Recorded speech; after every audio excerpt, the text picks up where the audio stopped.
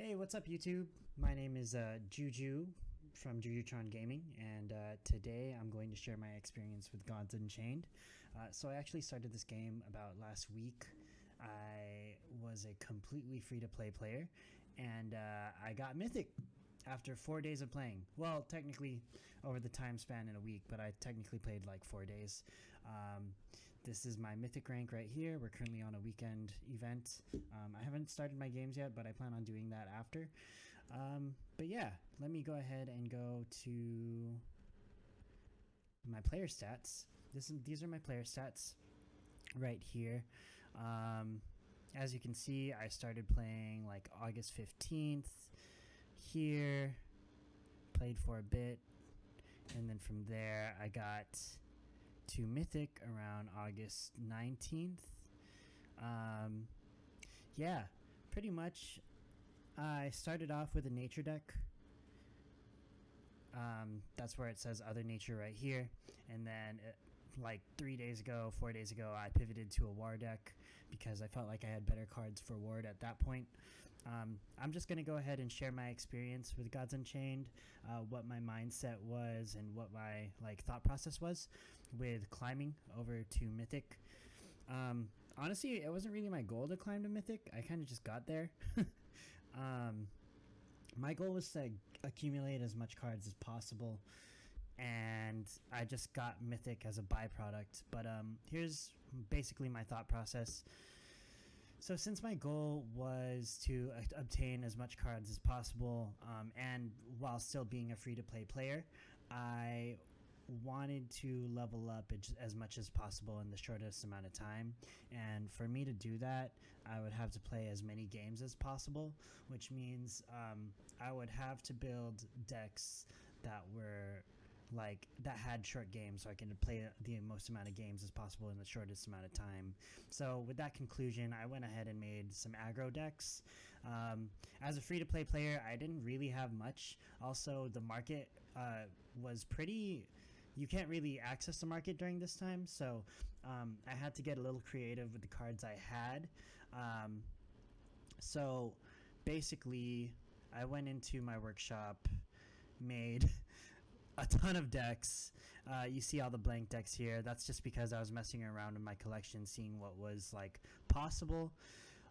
Eventually I decided on making this wild deck.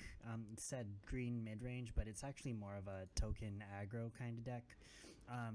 But essentially this is my list for this deck. There were improvements that were made along the way. I believe these one drops were pretty much there since the beginning. This one drop was there since the beginning. Best Friends was made in the beginning. So what made this deck viable, or possible for me at least, was I saw this card Best Friends, which is a 1 mana summon a confused eagle, and then if you have at least 3 other creatures, summon a confused badger. That seemed like a really good amount of stats for a 1-drop. You essentially get 3 stats for 1 mana, which is pretty good in terms of tempo and stuff. Not only that, you can use those to attack and get you favor. So that was pretty much the gist of the deck, pretty much. And then in combination with that, I had Wild Root Staff, and after you attack with this relic, give 1/1 to each of your creatures, which I thought was pretty decent, especially if you built a wide enough board. So I went ahead and made this. A Wild Hog was still available. Basically, the whole goal of the deck was to flood the board with as many creatures as possible, and if my opponent didn't have any answers, I would slap Wild Root Staff down and attack with it and gain a shit ton of stats. Excuse my language. A crap ton of stats. Along the way, I did end up adding some cards. So I pulled this Black Jaguar at the beginning. I believe I pulled the Skeleton Heavy and Amazon Spear Soul as well. Staff of Roots was available at the beginning, so that provided, it's a really good card. It provides you with a Twin Strike, Blitz, and Afterlife, which builds towards our win condition. Shield Maiden was also pulled, I believe, in the early stages when I was getting packs, so that helped a lot. My 3 drops were pretty much whatever had the best stats available. So the 3 mana 3/4s are incredibly strong. So I went ahead and added as many of those as possible. I believe I pulled these later on as well, but I thought 3 mana 3/4 was really strong for the stat line, so I decided to put it in. These were originally, let me see, what were these originally? These were originally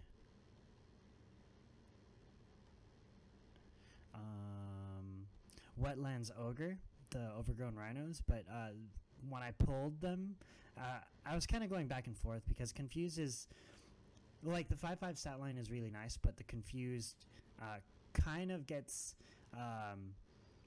more important. It's more important to land your attacks, like, accurately towards the later stages of the game, so I was kind of, like, iffy. I was switching between Wetlands Ogre and Overgrown Rhino. Both are pretty good in my opinion, so I just went ahead and do that. I pulled 2 Sing Song Starters while leveling up, so, and these are really good because, you know, they go with the theme of the deck, which is swarm the board and buff them up. So I added 2 of them right away, and then for my 5 drops, I pulled the Firewind later on as well, and these ended up helping me get my win conditions a lot sooner. Because with Wildroot Staff, it doesn't have Blitz, so you're going to have to wait a turn after you play it. So, but with Firewind, you can just slap it on turn 5 or turn 4 as early as turn 4 and hopefully win the game that way. Yeah, and then after that, I had the Charging Oryx. Oh no, my Charging Oryx. I had my Charging Oryx there because I needed some burst damage. I could have done Oliphant Mount, but Oliphant Mount is also very slow. Like, 7 mana is very slow in this game. Technically, you have to wait 9 turns, I believe, right? Because you get 5 turns, and then it takes 2 turns for you to get to 6 mana, and then additional 2 turns for you to get to 7. So this was actually like this is actually really hard to sustain because this deck burns through its cards super fast. Actually, towards mid game, you're relying on your favor to get you more cards. So Charging Oryx was pretty much this last ditch effort. Like, okay, if I needed to drop a big minion, hopefully it either attacks face or it trades with a bigger minion so that I can pretty much attack with my weaker minions. But yeah, that was my deck for a while. I think I got to Auric Gold. And then I ran into like a hard wall. Like, I got hard stuck pretty much.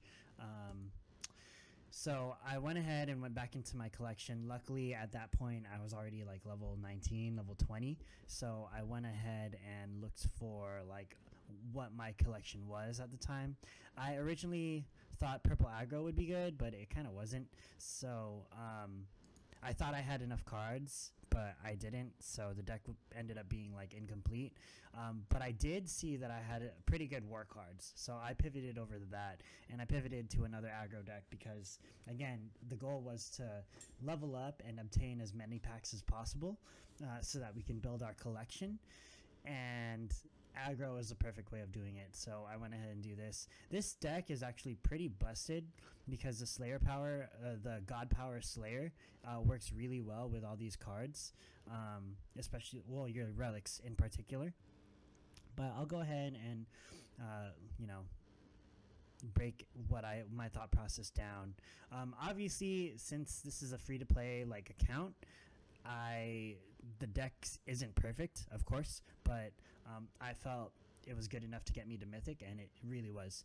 So essentially, I put a crap ton of one drops into the deck. War has really good one drops like Blood Boil, Outlaw, Wild Hog, all that stuff.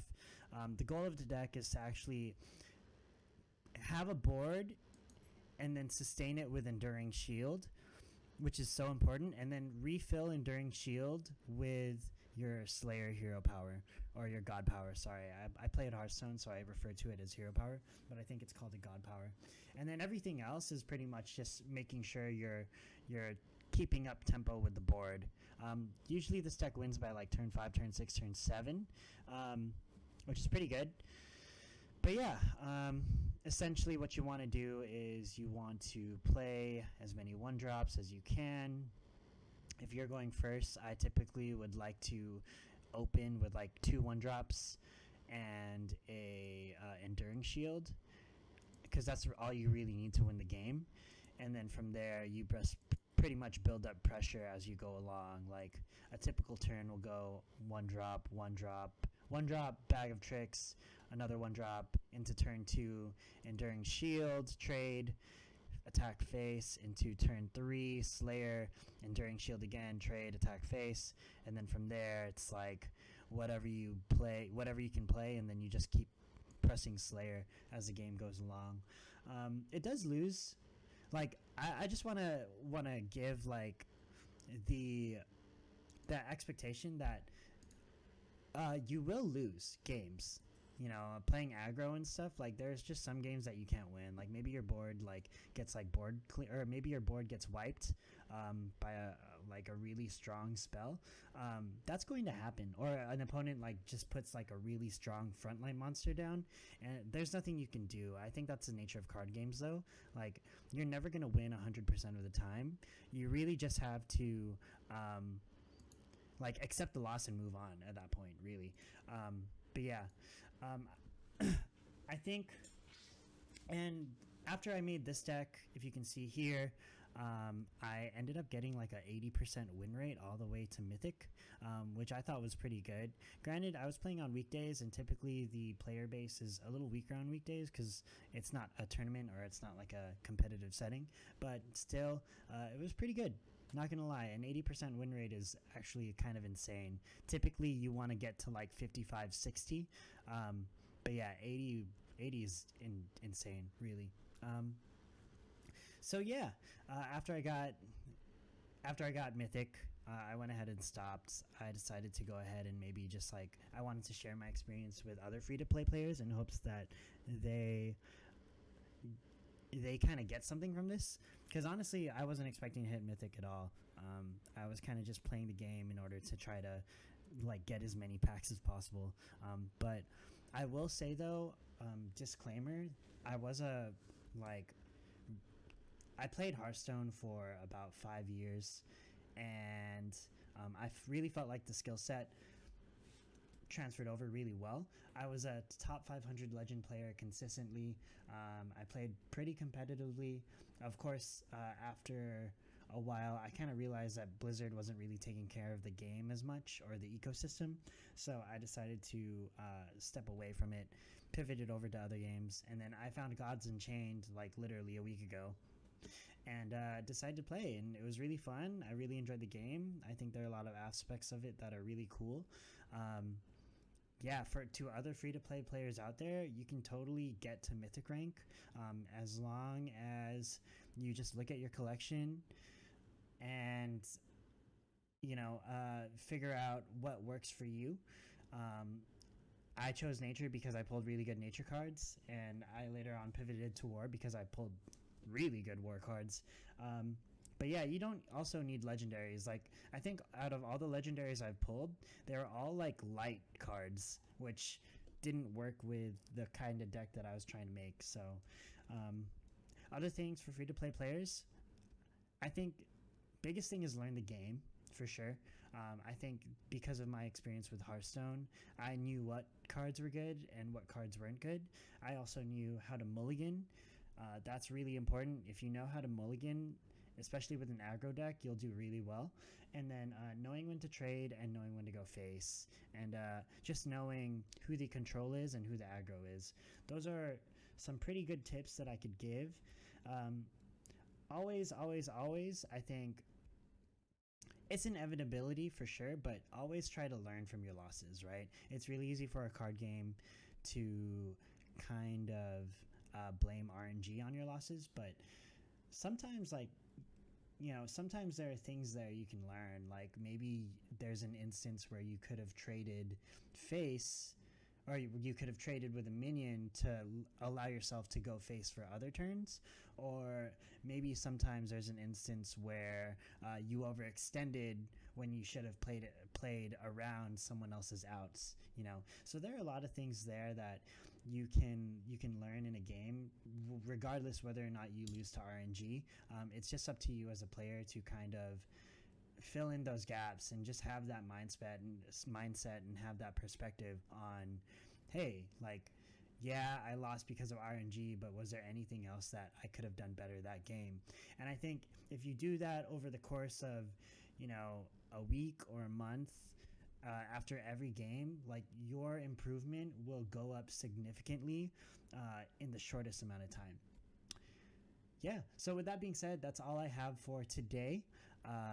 I kind of just wanted to make a short video talking about my experience with free-to-play God of War, or Gods Unchained. Sorry, not God of War. But yeah, for any players looking out there to possibly get to Mythic Rank and not spending too much money, I do recommend going aggro, because you'll get the shortest amount of games while getting the most amount of cards.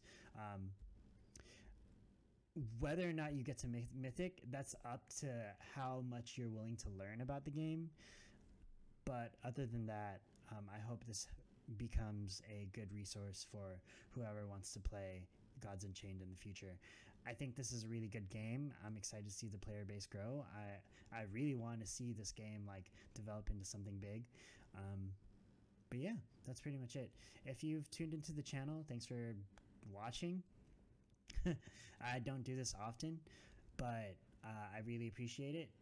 If you want to support the channel, feel free to subscribe to the channel, like the video, do whatever you need to do. Hopefully this helps other free-to-play players, get a nicer perspective on things, and get a perspective on how to rank up. Planning on doing more content like this. I'm new to the game as well, though, just to be completely transparent. So I'm not going to say I'm the best at it, but I feel like because of my experiences in other games, I do have a little bit more knowledge and a little bit more understanding. So hopefully I can, if you tune into the channel, hopefully you can come along this journey with me. And yeah, that's pretty much it. If you're out there, thanks for tuning in, and good night, good morning, and good afternoon. Later.